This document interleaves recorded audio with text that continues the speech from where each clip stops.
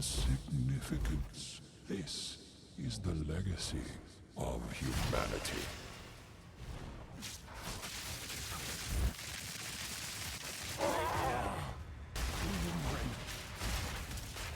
The mighty fall.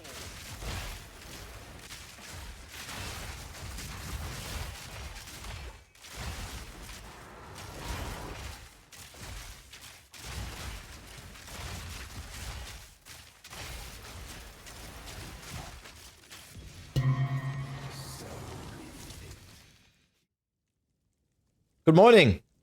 The most recent patch of Path of Exile 2's early access has, among other changes, brought a few new uniques into the game, and after getting a look at the new Last Lament crossbow, another one of these uniques is the Kadiros Gambit Quiver, which has resulted in some people looking at some of the bow and quiver builds again.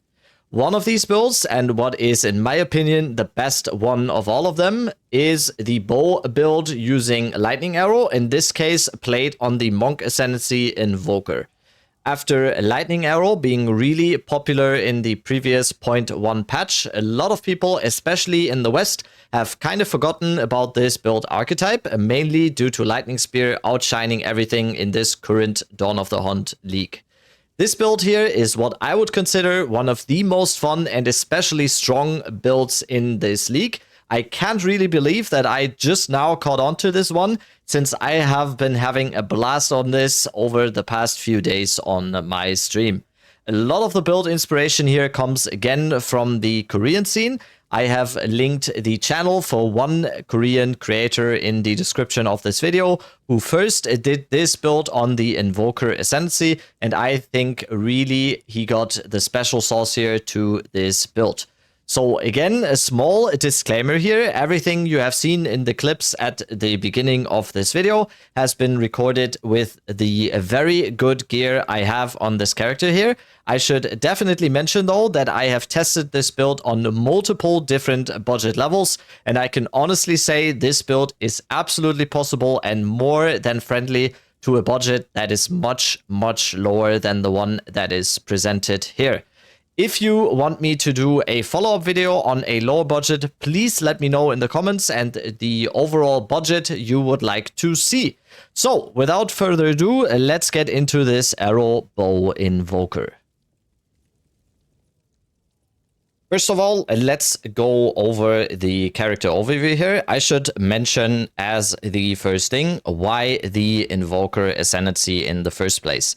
So, you can definitely do this build on other Ascendancies as well. This is very lenient to multiple Ascendancies in the game right now.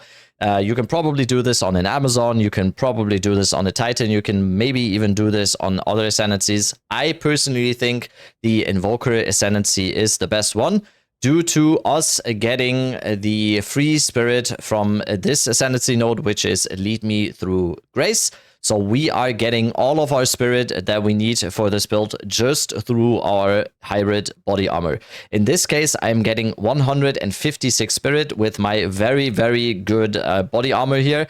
Don't expect to get one like this in most cases, but you can calculate this. I will put into the mobalytics planner, I will put in the at least amount of spirit you will need.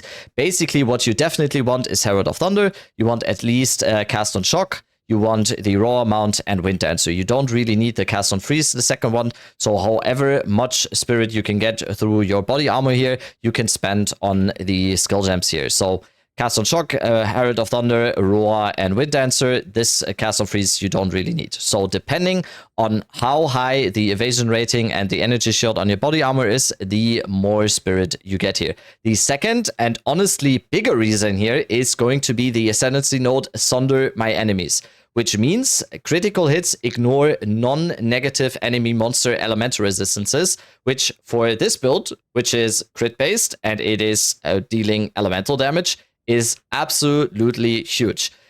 It is presented in some other builds I did on this channel before, like the Spark COC Blood Mage, for example. The Choir was a big part of this build, and the main reason there was not only the Lightning Bolt, but also the negative elemental resistances. Anything that is not non-negative enemy monster elemental resistances is just getting ignored. So Sunder, my enemies here, is the main reason why I think this build is just incredible on the Invoker. The I am the Blizzard and I am the Thunder here is just a bonus in this case. But yeah, Lead Me Through Grace, incredible for getting basically free spirit through your body armor.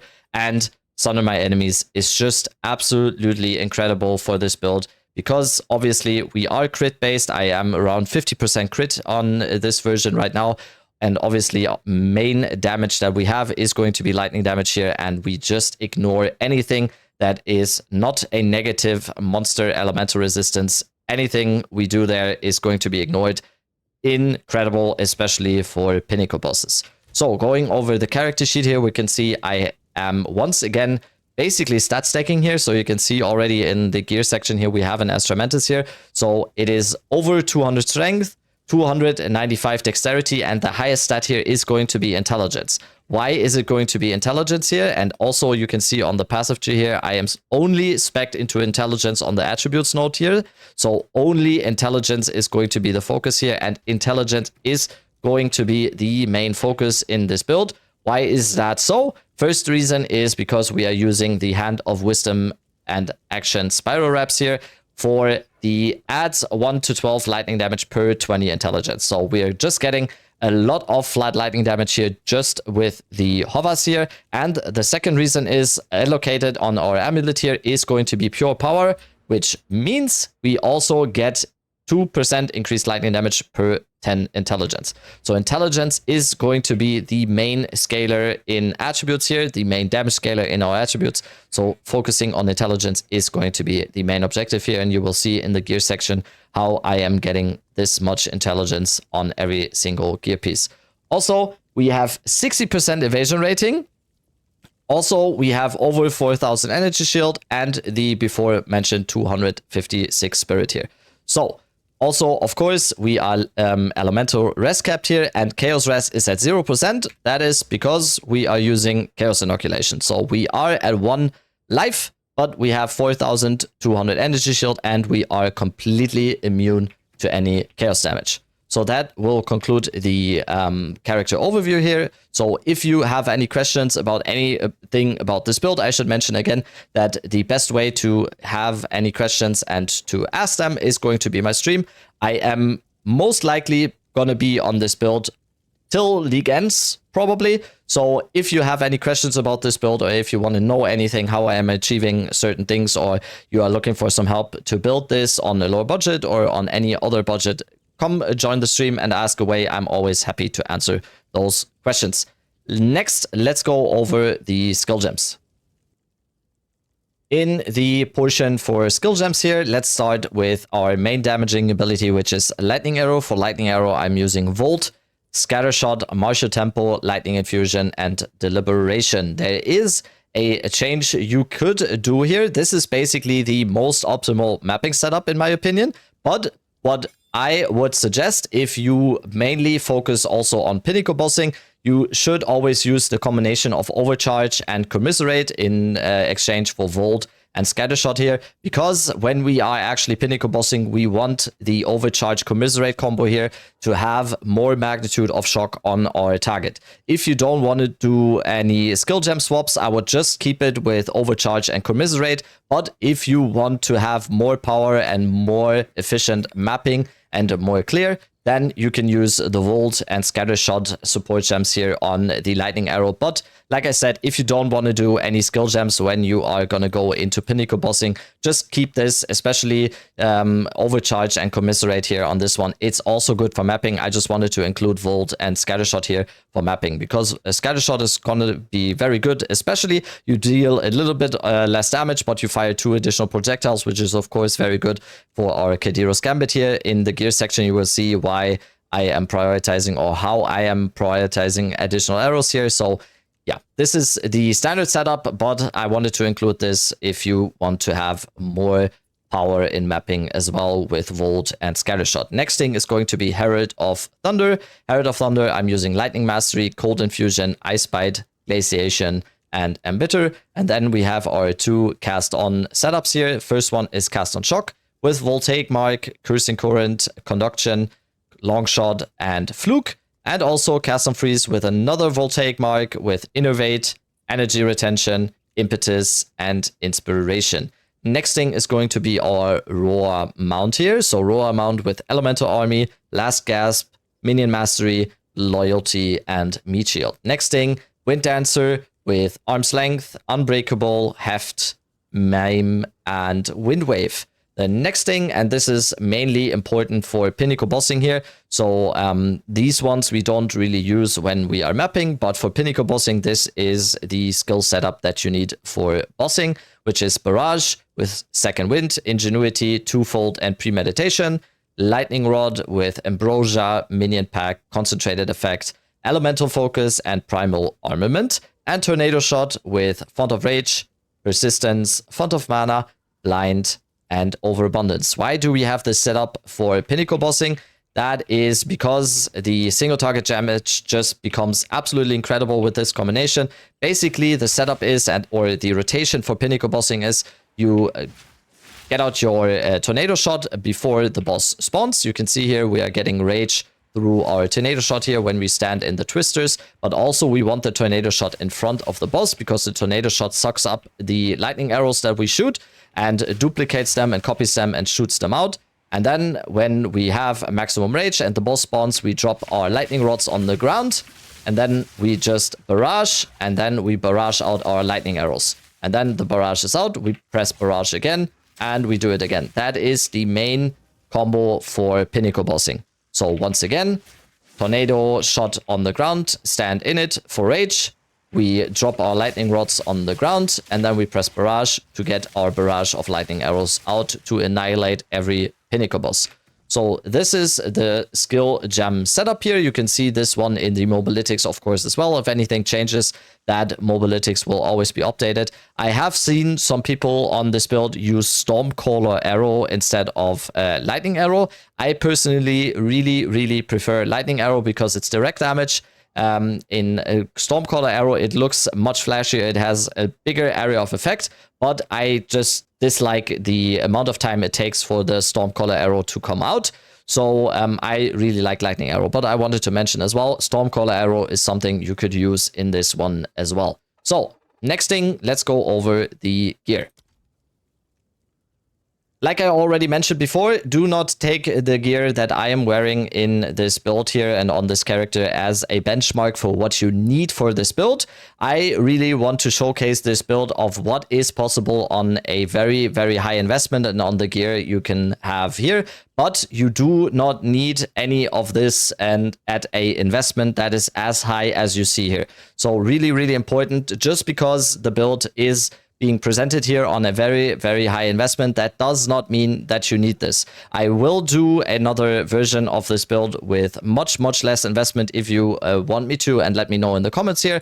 But I still wanted to say it here. This is the build on the absolute min-max stage, and everything you could strive to be here, but you do not need this. So take this with a grain of salt. I will put the attributes and I will put the modifiers that you want to prioritize in the mobilytics guide as well. So just take these ones and then go buy what you can buy with your budget. So starting with the bow here, you do want a Gemini bow with a bow attacks fire additional arrows, and then you also want this as an explicit. So you want a bow attacks fire 2 additional arrows as an explicit, and then you basically just want to use a Gemini bow with critical hit chance.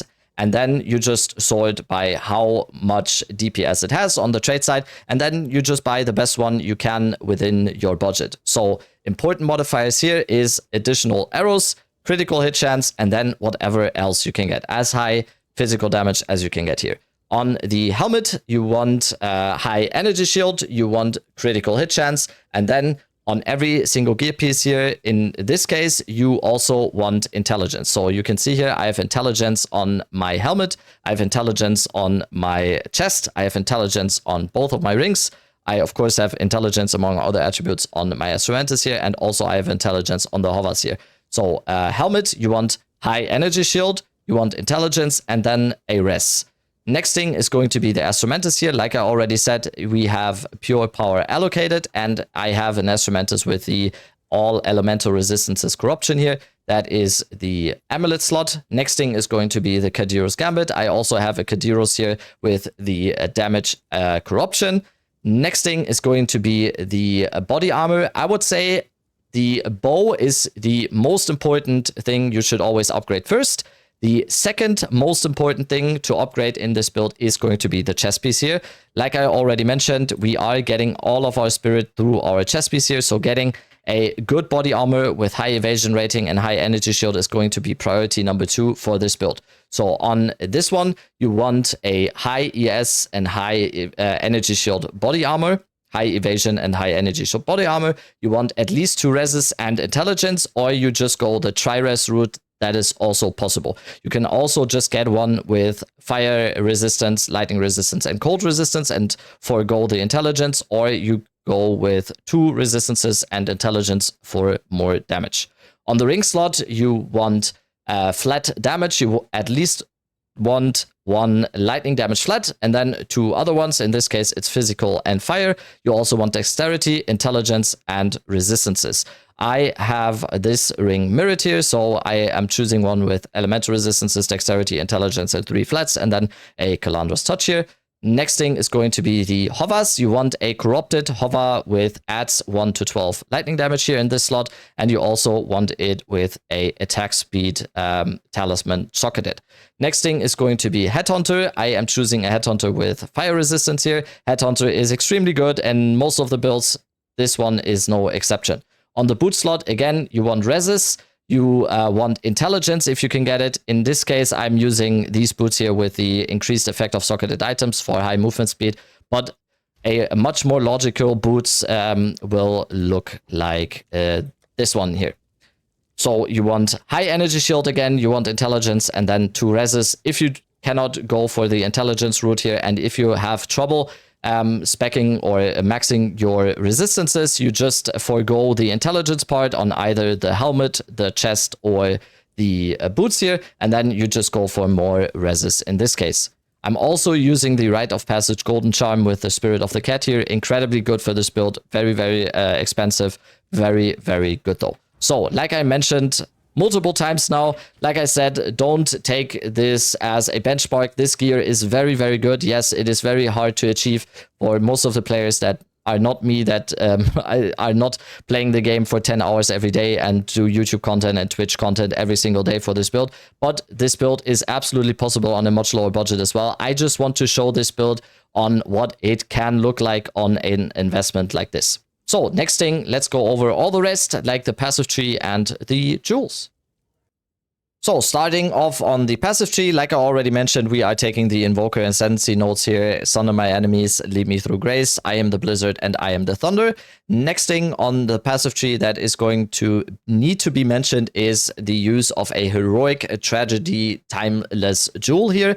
The Vorana jewel is the one you need here. These require a PhD to be studied, to be honest. I'm still not really sure on which one does which. What you want on this one is you want a Vorana, and then you put it in this exact slot so you can get Black Scythe training. That means you do not get any inherent bonus from strength, but what you get is 1% increased energy shield per 2 strength. So instead of getting life, which we don't need since we're using Chaos Inoculation, from this Vorana jewel, we get energy shield. So what you want on this Vorana jewel is Black Scythe training, which you always get. And what you also want is at least 1 rest control here. So with rest control in exchange for the usual crit damage or crit hit chance that we get on this one, we get rest control here, which means we get 40% increased lightning damage. Try it out for yourself a little bit. There's probably some better combinations where you can get another rest control here, or you can get even other stat lines here. The Vorana jewels or the heroic timeless jewels are a little bit weird. I'm still trying to get my head around what they do and how they determine what they are doing. So getting the Vorana here in terms of, or in order to get Black Scythe training here, is the most important part. I also am getting 2 time lost sapphires here with critical hit chance, critical damage bonus, and magnitude of shock. So we can make use of all of these nodes here, and also these nodes here. This is a time lost emerald with projectile damage, critical hit chance, and critical damage bonus. And we are making use of all these notables that we get here. Also, what we are getting here is a from nothing with mind over matter. So we can get these 3 nodes on this side as well. So we have the from nothing here with mind over matter, and with this one we can get all natural, storm charged, and breaking point. The next thing I should mention is the Megalomaniac. I have a Megalomaniac right now here with Spec Reward, which gives us even more maximum energy shield per 12 evasion rating on our body armor, and it also has Sigil of Lightning here. There is so many possibilities here that you can get. Anything that gives you lightning damage, anything that gives you critical hit chance, anything that gives you critical damage bonus, magnitude of shock, anything you can get on a Megalomaniac here is going to be good for this build. You also want a Sapphire here with maximum energy shield and recover 2% maximum mana on kill. We do not have a lot of mana sustain on this build, but it is absolutely solved when you just get 1 Sapphire with recover 2% mana on kill. Then you never have any mana problems at all. Like I mentioned, the passive tree will always be updated on the Mobalytics, so as soon as anything changes, that will be changed in the Mobalytics guide as well, so keep you posted on that.